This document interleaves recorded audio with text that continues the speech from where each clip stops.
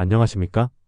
저번 영상에서 2026년 만 65세 이상 어르신들의 노후소득을 보장하고 생활 안정을 지원하기 위해 마련된 기초연금의 대대적인 개정 소식과 자격 확인 방법을 전해드렸는데요. 이번 영상에는 구체적으로 기초연금을 어떻게 신청하는지, 신청 시 필요한 서류와 장소, 그리고 거동이 불편하신 분들을 위한 찾아뵙는 서비스 등 실무적인 신청 가이드를 자세히 알려드리겠습니다. 2026년 새롭게 바뀐 제도를 통해 한 분도 빠짐없이 소중한 권리를 찾으실 수 있도록 끝까지 시청해주시기 바랍니다. 저번 영상에서 2026년 기초연금에 인상된 수령액과 복잡한 자격 요건 그리고 재산 산정 방식에 대해 심도 있게 살펴보았습니다. 이제 내가 대상자가 될 가능성이 높다는 것을 확인했다면 가장 중요한 것은 바로 실천입니다. 아무리 자격 요건을 충족하더라도 본인이 직접 신청하지 않으면 국가는 연금을 지급하지 않기 때문입니다. 2026년 기초연금을 한 분도 빠짐없이 받으실 수 있도록 구체적인 신청 시기와 장소 그리고 준비물과 함께 절대 놓쳐선 안 될 주의사항을 상세히 안내해드리겠습니다.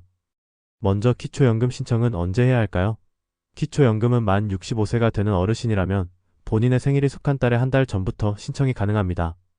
예를 들어 1961년 2월 8일 생인 어르신이라면 2026년 2월에 만 65세가 되시므로 그 한 달 전인 2026년 1월 1일부터 바로 신청서를 접수하실 수 있습니다. 만약 신청 시기를 놓쳐서 생일이 지난 후에 신청하게 되면 신청한 달부터 지급받게 되므로 늦게 신청한 만큼의 연금은 소급해서 받지 못하게 됩니다. 따라서 생일 전달에 미리 챙기시는 것이 가장 현명합니다. 물론 과거에 신청했다가 소득이나 재산 기준 초과로 탈락하셨던 분들도 2026년 상향된 선정 기준액에 맞춰 언제든 다시 신청하실 수 있다는 점을 잊지 마시기 바랍니다. 그렇다면 어디서 신청해야 할까요? 신청 방법은 크게 방문 신청과 온라인 신청 두 가지로 나뉩니다. 먼저 방문 신청의 경우 주소지 관할과 상관없이 전국에 있는 국민연금공단 지사를 방문하시면 됩니다. 혹은 거주하시는 지역의 읍면동 행정복지센터나 주민센터를 방문하셔도 접수가 가능합니다. 방문하실 때는 본인임을 확인할 수 있는 신분증과 연금을 받으실 통장 사본 그리고 현재 살고 계신 집의 전월세 계약서를 지참하셔야 합니다. 만약 배우자와 함께 사시는 부부 가구라면 신청은 한 분만 하시더라도 배우자의 금융정보 제공 동의서가 반드시 필요하므로 배우자의 도장이나 서명을 미리 준비해 가시는 것이 좋습니다. 거동이 불편하시거나 멀리 떨어진 곳에 거주하여 직접 방문이 어려운 어르신들을 위한 특별한 제도도 있습니다. 바로 찾아뵙는 서비스입니다.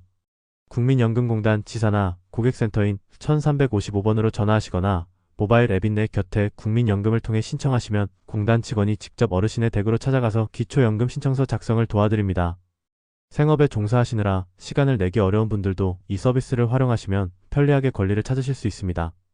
컴퓨터나 스마트폰 사용이 익숙하신 분들은 정부 복지 포털인 복지로 홈페이지나 복지로 모바일 앱을 통해 집에서도 간편하게 신청하실 수 있습니다. 복지로 사이트에서 본인 인증을 거친 후 안내에 따라 소득과 재산 내역을 입력하고 필요한 서류를 사진으로 찍어 첨부하면 됩니다. 온라인 신청은 24시간 언제든 가능하므로 바쁜 자녀분들이 대신 도와드리기에도 매우 효율적인 방법입니다. 여기서 반드시 짚고 넘어가야 할 매우 중요한 사실이 하나 있습니다. 소득인 정액이 247만원 이하라는 기준을 충족하더라도 기초연금 심사조차 받지 못하고 제외되는 분들이 계십니다. 바로 공무원연금, 사학연금, 군인연금, 별정우체국연금 등 이른바 직역연금 수급자와 그 배우자분들입니다.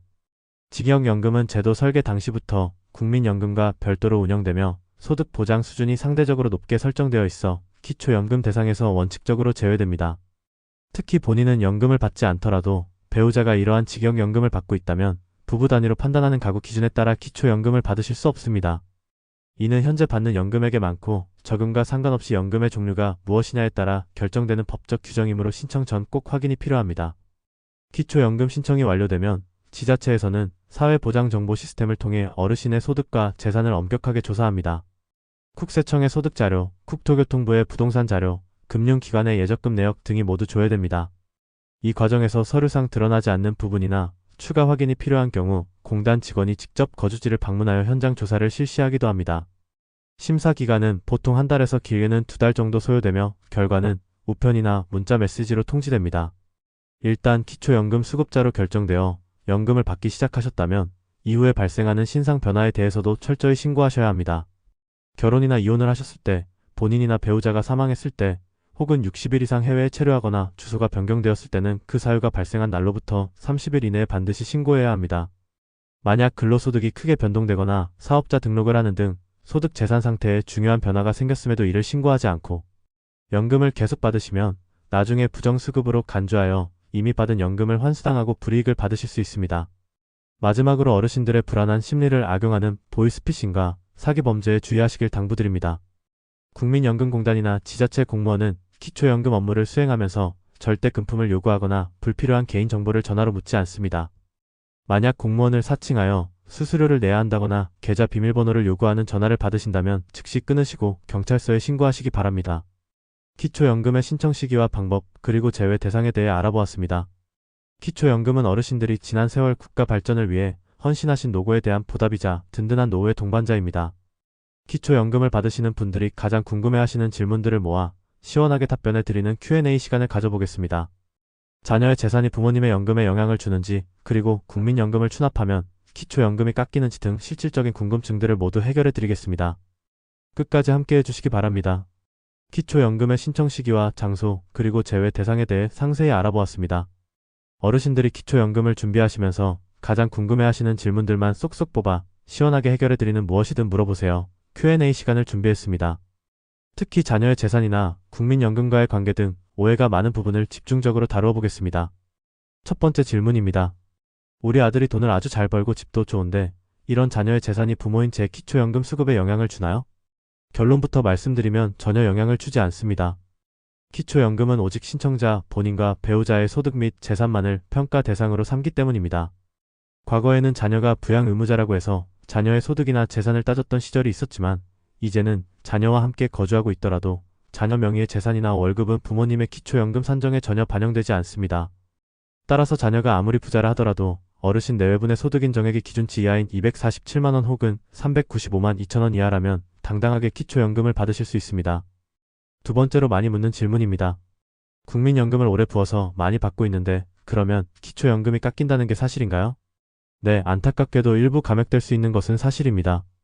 이를 국민연금 연계 감액 제도라고 부릅니다.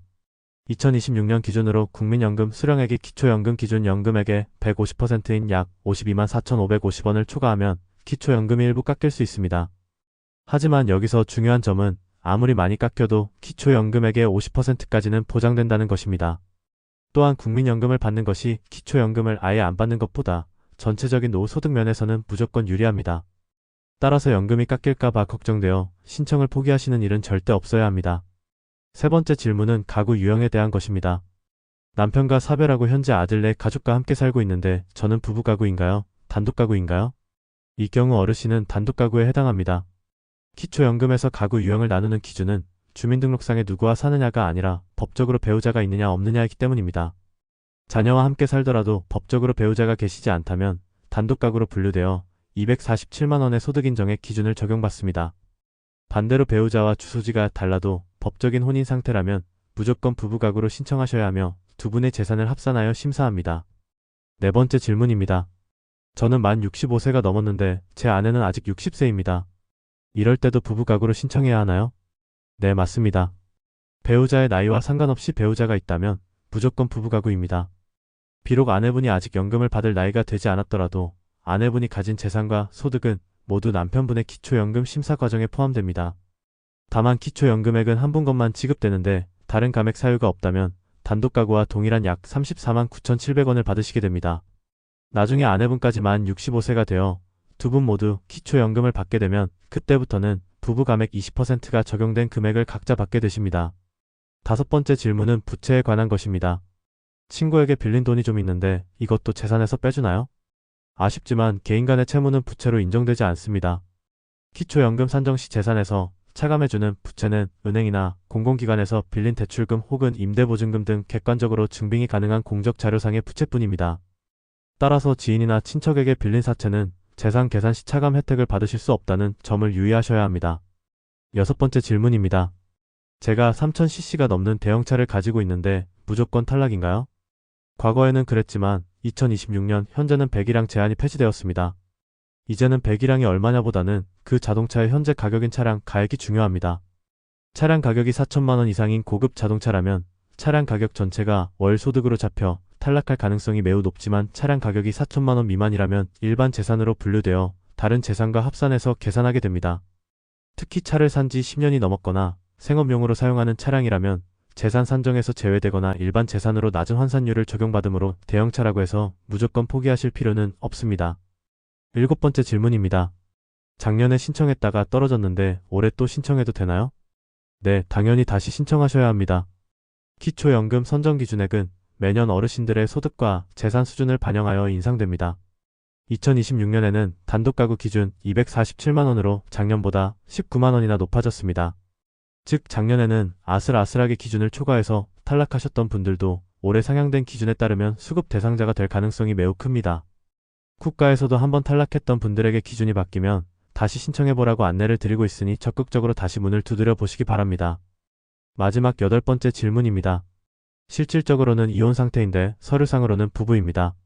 이럴 때는 어떻게 하나요? 법적으로 부부라 하더라도 오랫동안 연락이 끊겼거나 실질적으로 남남처럼 지내는 사실상 이혼 상태라면 이를 증빙하여 단독가구로 인정받을 수 있습니다. 사실 이혼 확인서와 같은 서류를 제출하고 조사를 통해 확인을 받으시면 됩니다. 만약 배우자가 가출하거나 실종되어 금융정보 제공 동의를 받을 수 없는 경우라면 배우자의 재산 조사를 제외하고 심사를 진행하기도 하니 포기하지 마시고 읍면동 행정복지센터 상담을 받아보시기 바랍니다. 지금까지 기초연금에 대해 가장 많이 궁금해하시는 8가지 질문을 살펴보았습니다. 오늘 답변해드린 내용이 어르신들의 궁금증을 해결하는 데 큰 도움이 되었기를 바랍니다.